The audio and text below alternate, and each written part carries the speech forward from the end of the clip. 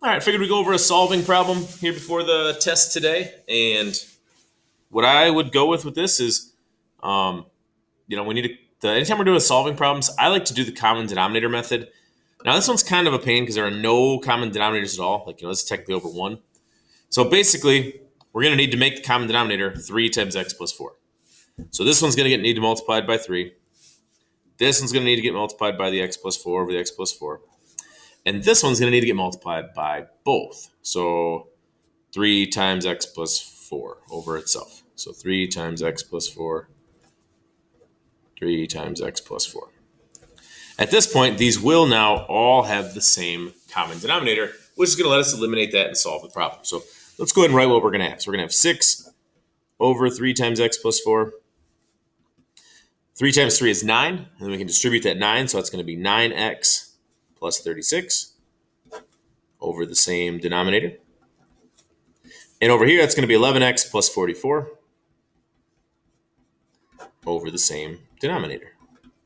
Okay, so that's what we should be looking at there as we've created this common denominator. Again, you're multiplying each one by the parts it needs to become this common denominator that we've chosen. At this point, because it's an equation, now don't do this for simplifying problems. You would never, ever do this.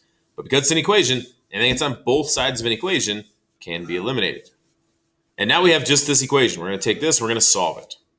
So I'm going to go ahead and add the 6 with 36. So I have 9x plus 42 equals 11x plus 44. And I'm going to solve that just standard algebra equation.